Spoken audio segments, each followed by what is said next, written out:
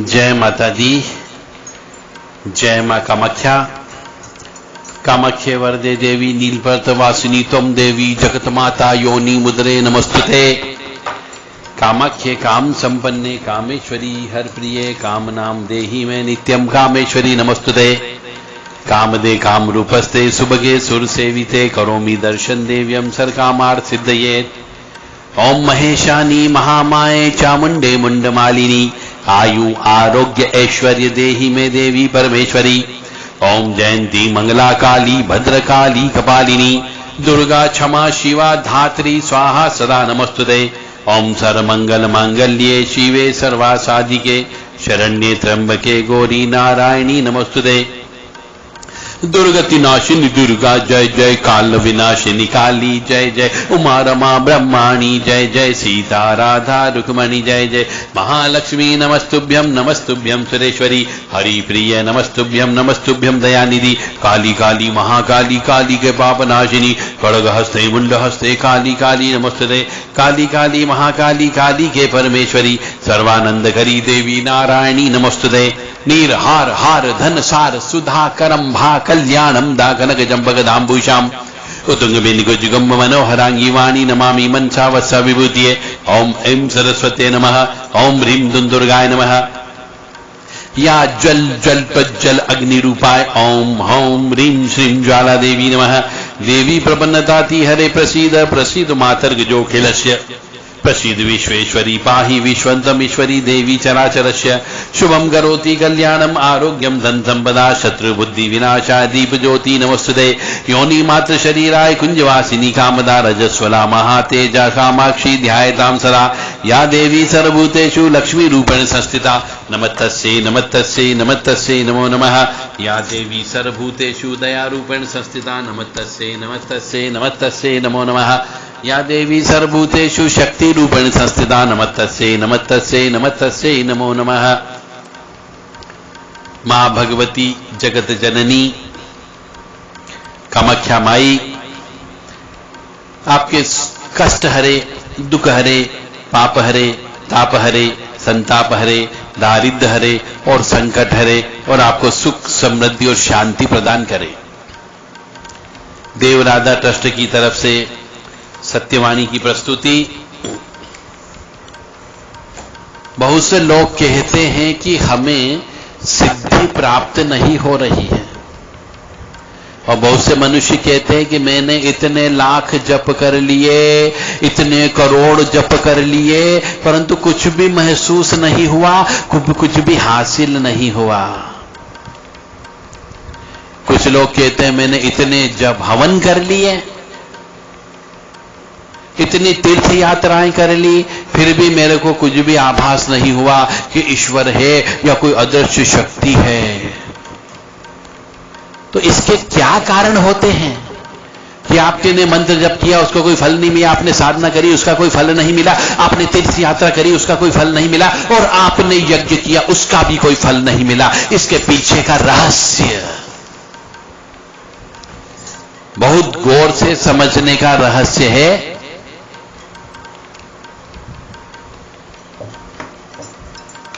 कि ऐसी साधनाएं या मंत्र जब या भगवान की कृपा क्यों नहीं मिलती। आप सब कुछ कर रहे हो परंतु फिर भी वो कर्म नहीं किया जो अत्यंत आवश्यक था। जिस समय पे आपको जप करना चाहिए था उस समय पे आपने जप कर नहीं किया, जिस समय पे आपको उठना चाहिए था उस समय आपने उठे नहीं, या फिर आपकी वे आप प्रेजेंस कह लीजिए या फिर आपका त्वरित आंसर वाला जो माइंड है उसने काम नहीं किया,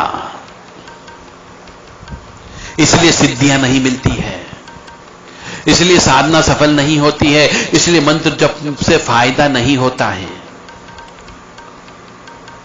तो अब हम आपको बताने जा रहे हैं एक ऐसा रहस्य कि आपकी पूजा पाठ का फल मिलना प्रारंभ हो जाएगा और आपके यहां शुभ शांति और लक्ष्मी की प्राप्ति होने लगेगी। वो रहस्य हम आपको बताने जा रहे हैं। उठे लखनु निस विगत सुनी अरुण शिखा धुनिकान, गुरुते पहले ही जगतपति जागे रामो सुजान।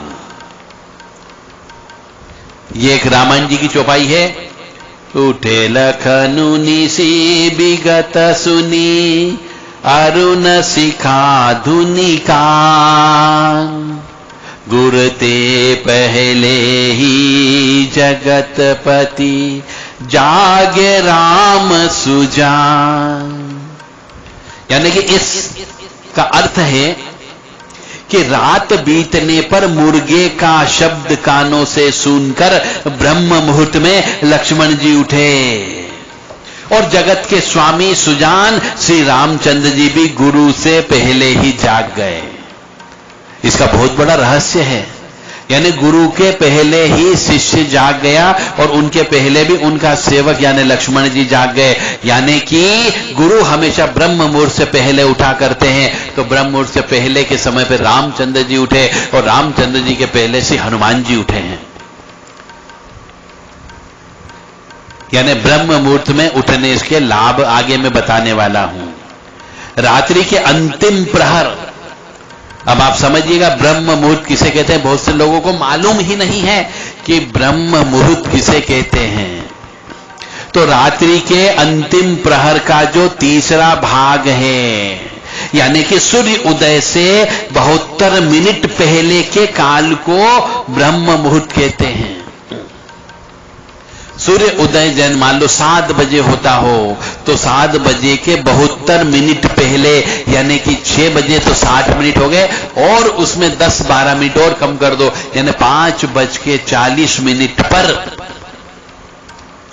ब्रह्म मुहूर्त स्टार्ट हो जाएगा। 7 बजे भी सूर्य उदय होता है तो आप उसी तरीके से गणना कर लें और ब्रह्म मुहूर्त में उठने का प्रयास करें। शास्त्रों में यही नियम निद्रा त्याग के लिए बताया गया है। यानी ब्रह्म मुहूर्त में उठ ही जाना चाहिए। हम जिस बिस्तर पर सोते हैं उस बिस्तर का त्याग कर देना चाहिए। और शास्त्र में लिखा हुआ है कि प्रातःकाल की निद्रा जो है पुण्यों एवं सत्कर्मों का नाश करती है। यानी सूर्य उदय होने के बाद में यदि आप उठते हो तो मान करके चलो आपके पुण्य क्षय होते जा रहे हैं और आपके जो सत्कर्म है उन सत्कर्मों का भी नाश होता जा रहा है। तो यदि कोई साधक मनुष्य जो मंत्र जप करता हो, साधना कर रहा हो, जप कर रहा हो, उस मनुष्य को सूर्य उदय के 72 मिनट पहले उठ जाना चाहिए। अन्यथा उसको साधना में कभी भी सिद्धि नहीं मिलेगी। चाहे वो कितने ही लाखों करोड़ों जप कर ले, कितनी ही हवन कर ले, कितनी ही कन्या पूजन कर ले, कितने ही ब्राह्मण भोजन करा ले, कितने ही भिखारियों को भोजन करा ले, उसकी साधना नहीं प्राप्त होगी, सिद्धि प्राप्त नहीं होगी। और आगे एक और जगह दिखा हुआ है कि ब्रह्म मुहूर्त में उठने वाला पुरुष को सौंदर्य की प्राप्ति होती है, लक्ष्मी की प्राप्ति होती है, स्वास्थ्य की प्राप्ति होती है, आयु की प्राप्ति होती है और कई वस्तुओं को वो प्राप्त करता है।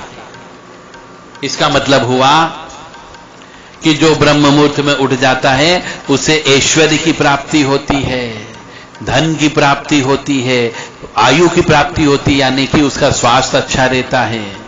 इसलिए ब्रह्म मुहूर्त में उठने के लिए हमारे ऋषि मुनि हमेशा से बोलते आए हैं कि ब्रह्म मुहूर्त में उठना चाहिए। और इस समय किसी भी ग्रह नक्षत्र का बुरा असर नहीं पड़ता है, इसलिए उस समय पे सिद्धियां प्राप्त हो सकती है।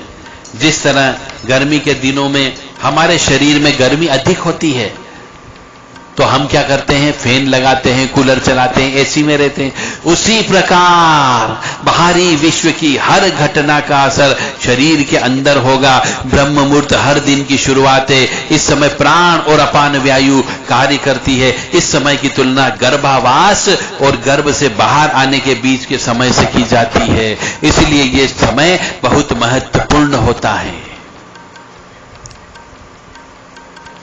इसलिए गर्भ में रहते हमारे शरीर पर जो गलत प्रभाव होते हैं, शारीरिक या मानसिक, उसे सुधारने का अवसर हमें रोज ब्रह्म मुहूर्त के रूप में प्राप्त होता है। यानी जिस मनुष्य ने पिछले जन्म में पाप कर्म किए हो, इस जन्म में पाप कर्म किए हो, यदि उसको अब इसका ज्ञान हो रहा हो, यदि उसकी इंद्रियां जागृत हो गई हो, यदि उसे सत्य का भान हो रहा हो कि हां मैंने पाप कर्म किए थे, तो उसे ब्रह्म मुहूर्त में उठना प्रारंभ कर देना चाहिए, ताकि धीरे धीरे पापों का नाश हो जाएगा।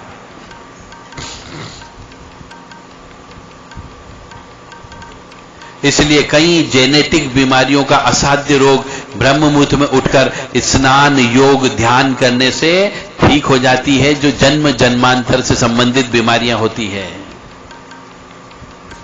मनुष्य के शरीर में रोज ब्रह्म मुहूर्त में सहस्त्रार्थ चक्र से एक बूंद अमृत अवश्य निकलता है। यह भी रहस्यमय ज्ञान है कि मनुष्य के शरीर से रोजाना अमृत तत्व निकलता है सहस्त्रार्थ चक्र से। इसलिए ब्रह्म मुहूर्त को योग तांत्रिक साधनाओं में सर्वाधिक महत्वपूर्ण समय दिया गया है। लेकिन यह अमृत तत्व का शरीर में योग्य संचार नहीं हो पाता है। अमृत तो निकल रहा है, पर अमृत का शरीर के अंदर संचार नहीं हो पाता है।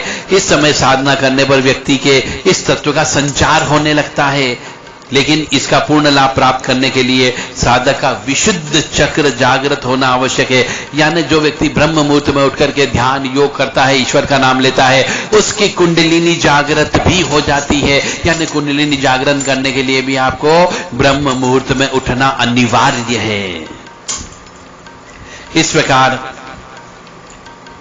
वह अमृत तत्व कुदरती रूप से नाभि में एकत्रित होने लगता है, या फिर उसका कई प्रकार से संचार साधक के लिए संभव हो जाता है।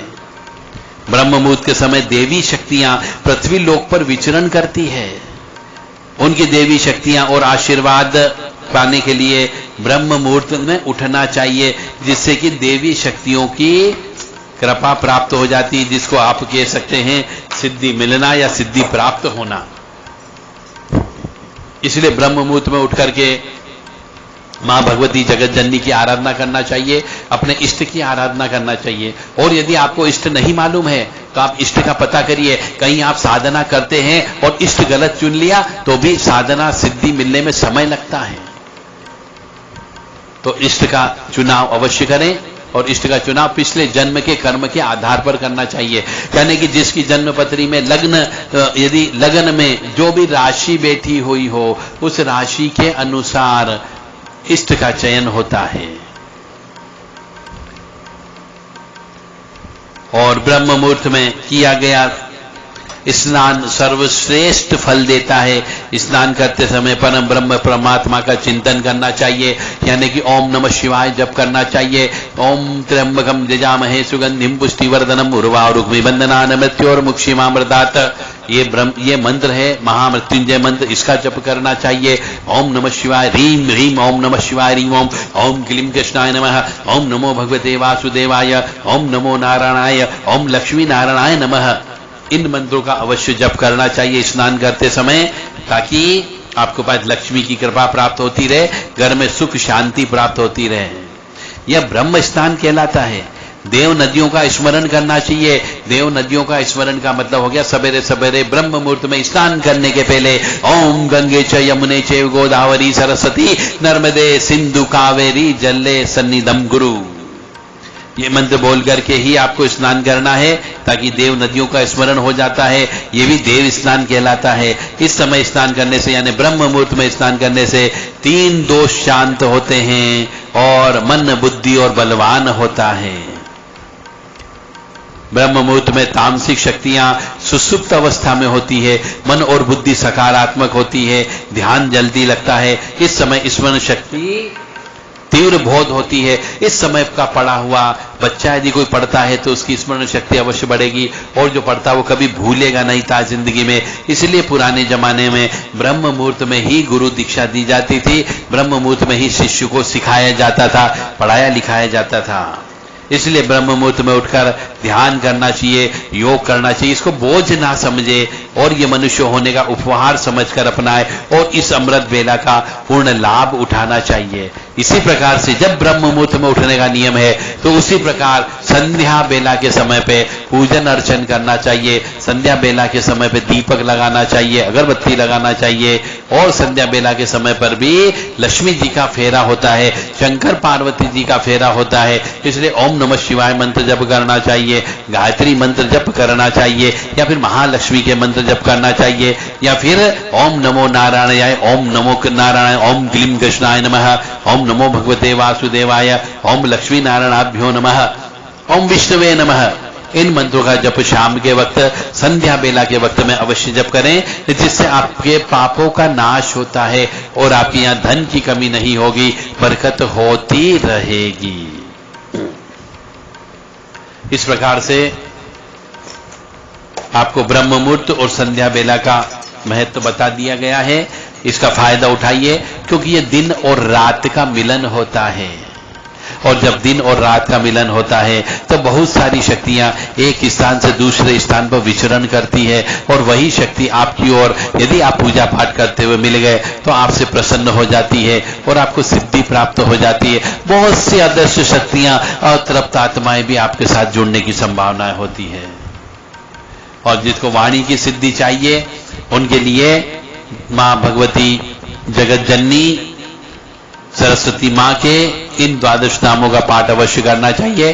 त्रिसंध्या यानी ब्रह्म मुहूर्त में, दोपहर में और सूर्यास्त के समय पर।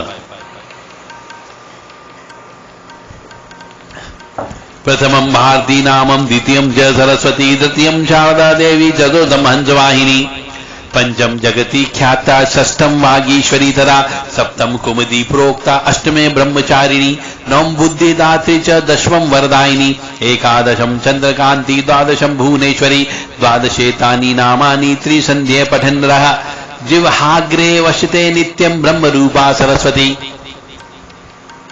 ये मंत्र हर छात्र को, हर छात्रा को अवश्य बोलना चाहिए, ताकि उनकी बुद्धि ठीक रहे और वो सब क्रमशः शनै शनै पास होते रहे, उनका भाग्य खुलता रहे। और हर साधक को भी ये पठन करना चाहिए, जिससे उनकी जुबान सिद्धि हो जाएगी, उनकी वाणी की सिद्धि प्राप्त हो जाती है।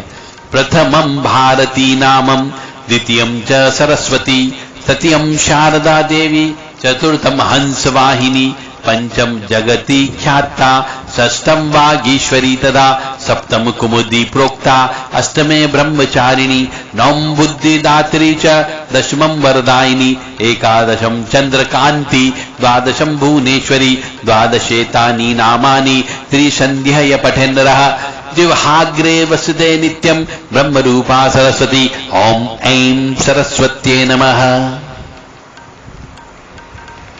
मां भगवती जगत जननी आद्य शक्ति भवानी, आह्लादिनी शक्ति, कष्ट निवारिणी, दुख निवारिणी, महिषासुर मर्दिनी, चंड मुंड नाशिनी, सिंहवाहिनी, पापनाशिनी, शुंभ निशुंभ मर्दिनी, मधुकेट भंत्री, रक्त बीज विनाशिनी, धूम्रलोचन धनंत्री, क्लेश नाशिनी, सर्वशत्रु नाशिनी, सर्वशत्रु घातिनी, महामाया कामाख्या आपको सुखी रखे, स्वस्थ रखे, प्रसन्न रखे, सुख दे, समृद्धि दे और शांति दे। लोका समस्ता सुखिनो भवन्तु, लोका समस्ता सुखिनो भवन्तु, लोका समस्ता सुखिनो भवन्तु। ओम